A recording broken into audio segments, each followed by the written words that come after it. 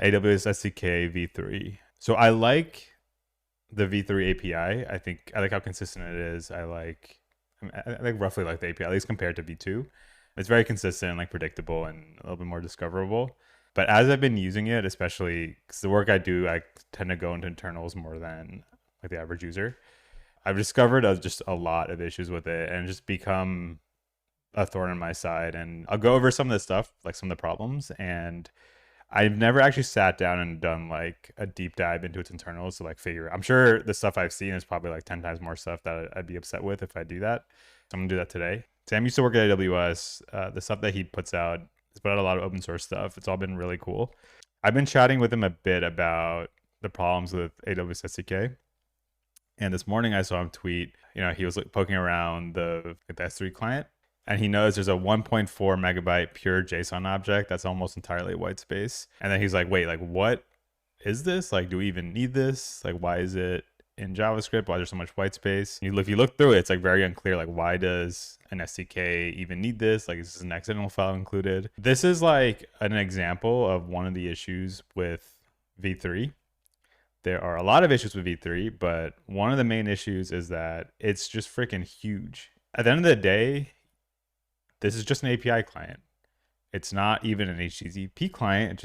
I'm assuming it's using the native node HTTP stuff. So it's just a wrapper around not having to write your own fetch calls to the AWS API. It's doing very little more than making HTTP requests for you. If you bundle it into your function, it is one of the biggest pieces of your function. Like, it's probably bigger than all of the rest of your application code combined. Probably the biggest dependency you have. There's not many dependencies bigger than it. And it seems kind of crazy for just an API client. Size of libraries mattering is new to backend engineers. Front-end engineers have been worried about this for a long time because the JavaScript makes down to the client. The bigger it is, the slower it is, the longer things take to load on the front end. On the back end, it didn't matter much historically because who cares how big your application is? It's getting input to some server a couple times a day at most, and then it just runs. So the size doesn't matter. But with Lambda, with serverless, which is something AWS has, it's been pushing and been trying to get all of us to do more of, the size of your code does matter because they severely impact cold starts. The number one thing that affects your cold starts is the size of your code. So the fact that using an Amazon provided library is the worst thing for your cold starts, it's not good. Size of your libraries does matter, whether you're on back end or front end these days. And we should be pushing libraries to be as small as possible, no matter where we're using them. Especially since a lot of stuff is like isomorphic these days. Like, yeah, I bet 99% of AWS SDK is used on the back end. But, the ST console actually uses it on the front end, like in your browser as well. It runs in both places. So it's just good to make things small, and we should really question anything like 1.4 megabytes, not even just for like a piece of AWS SDK is giant. He asked previously, can I stop bundling AWS SDK V3 or is it so fast to bundle? So a lot of us prior to this were like, yeah, the V3 SDK is big, but maybe it won't be a problem because eventually AWS will include it by default in your Lambda runtime. So you won't have to include it yourself in your function bundle. So it kind of gets ignored when you bundle your function for production, because it's going to be able to find it in the environment anyway. And they did do that with the Node 18 release. They did add support for that, but people tried it and they found that it was extremely slow when you use the runtime provided option. It was actually slower than bundling yourself. So even though your bundle gets bigger when you bundle it yourself, that was still faster than using the runtime provided one. We haven't gotten any confirmation on what the reason for that is. It must have like a lot of files that it needs to parse when you load it. When you import from the environment, you're doing that at the cold start. It's probably parsing all these different files, like reading from the file system, doing a bunch of stuff. And that's probably, the reason it's slower. So we were hoping that would be the solution, but it doesn't seem like it is. So we're stuck still bundling it. But if we're going to bundle it, like, we got to really question the size of these things. Like, this is kind of getting ridiculous. So I've talked about this a bunch too. SDK V3 is not even published correctly for ESM. So to be fair, packaging an NPM package correctly is really freaking hard. Like, you need to like really understand the underlying module system. Like, you can get something that works, but to like do it correctly and in a way that is tree shakeable and like works in all environments, it is tricky. So to be fair, like, this isn't easy, but come on, it's also Amazon. Like, you guys can figure it out. You're supposed to now have this exports field in your package JSON. And if you don't, the ESM version will never actually be used. And the ESM version is better to use because it'll be faster and more tree shakeable. So I have a comment here. This code right here, import from client S3, create a new client, list the buckets. This doesn't work. If you write this code and run it with Node, it won't work. It says ESM support, but this isn't packaged correctly. So still try to use like the CJS version and it'll error. This only will work if it's run through a bundler like ESBuild first. So, this isn't correct. And this issue was opened up in May. I noticed it in June and I found this. This comment says they're resolving it, but this issue is still open, investigating May 23rd. So we just haven't heard back since then. But yeah, so this is all the stuff that I know about with the V3 SDK. But let's like dig in and see like what else can we find? Like, why is it so big? All right, node modules. All right, so now we can see. All right, let's just count. This. 3,600 files installed. Okay. So this needs to be included at the runtime. TSLib is installed. Why does it need to install the TypeScript code base for an API client? All right, what else is in here? All of these things, all of these sub packages, dependencies. We'll actually bundle this to see how much this actually gets included. Like this might just be a mistake on including more than is actually necessary. Fast XML parser. I think this is because the AWS API returns XML, if I remember correctly. So let's look at just the client S3 now. So we've got 2.4 megabytes unbundled. So the runtime included one, at minimum, if it's just pulling stuff from here, it's going to probably be parsing 2.5 megabytes of stuff.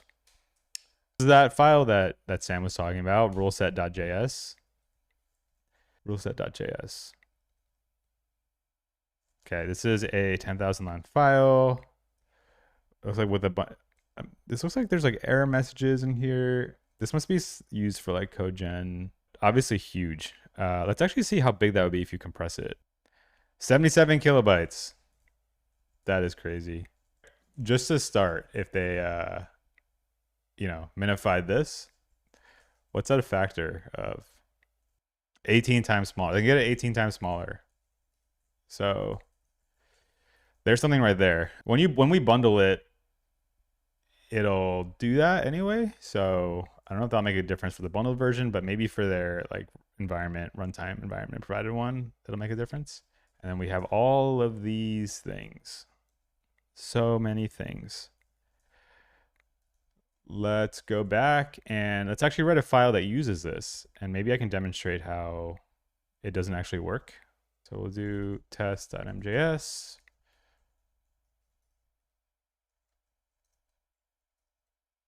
Node test.mjs. Yep. So there's just errors because it's using the CJS version. Now we'll bundle it. What's it called? MJS.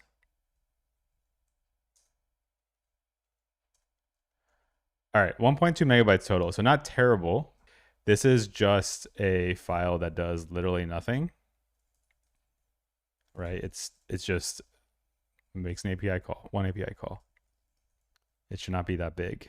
A real application will be doing a lot more.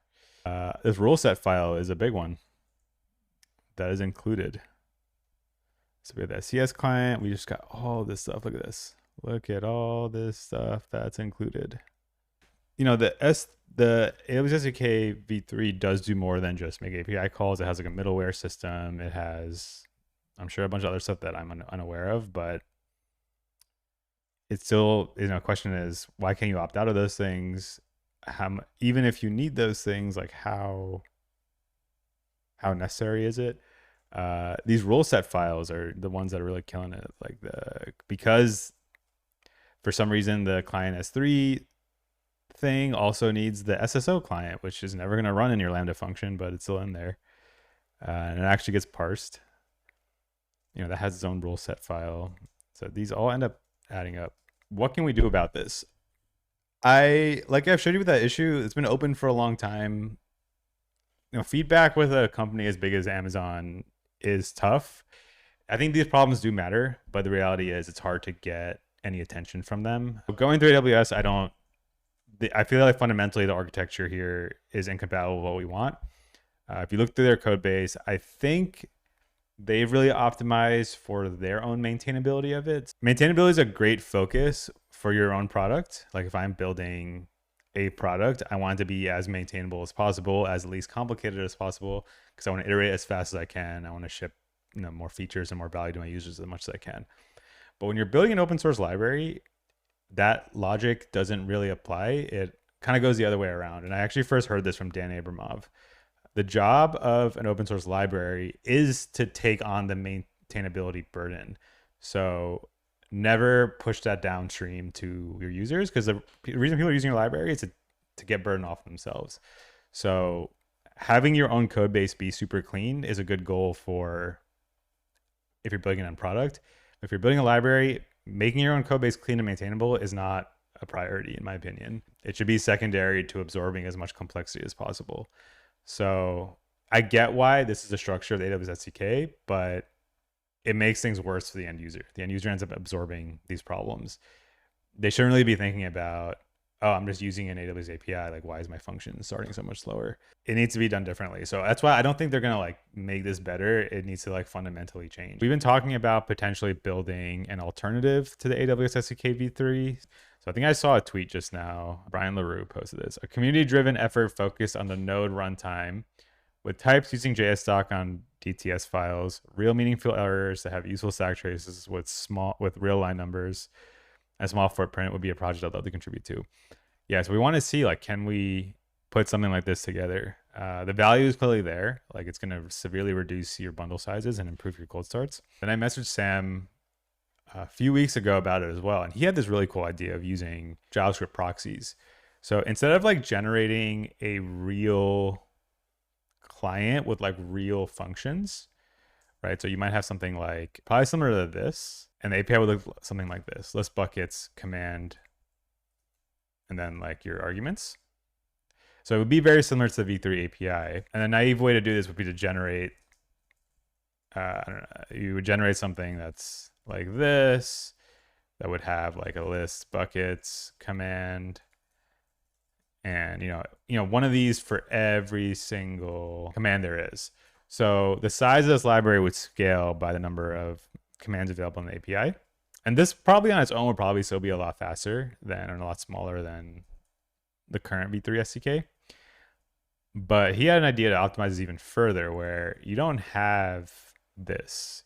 You kind of have like one like secret function that's like execute and command,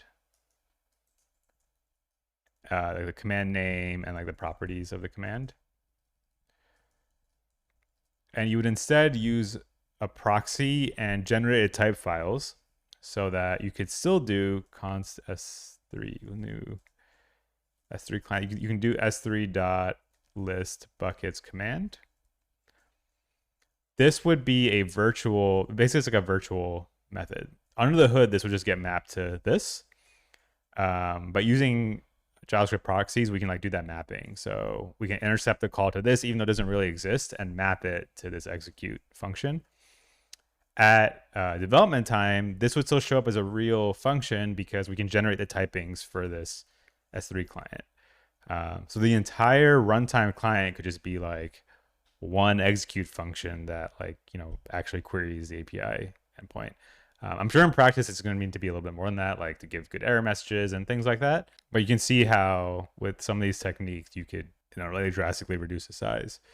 Building an alternative to AWS SDK sounds kind of crazy, but it's definitely needed to build a better serverless experience. So we might take it up, and it wouldn't be like specific to SST at all. It would just be like another community effort, kind of like Open Next. Yeah, like I said, ideally we don't have to do this. We always feel like with all this stuff, like we don't want to do it. We shouldn't have to do it.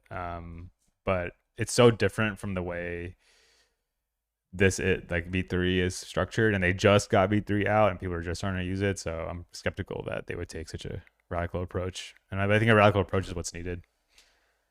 Yeah, so that's everything. So that was just the S3 client. I'm sure if we dig into some of these other ones, other popular ones, like what else do people use a lot? A Dynamo client. I use like the EventBridge client, we'll probably find a lot more stuff. So let me know either on Twitter, Discord, wherever, if this is something you're interested in, if this is something you want to help out on.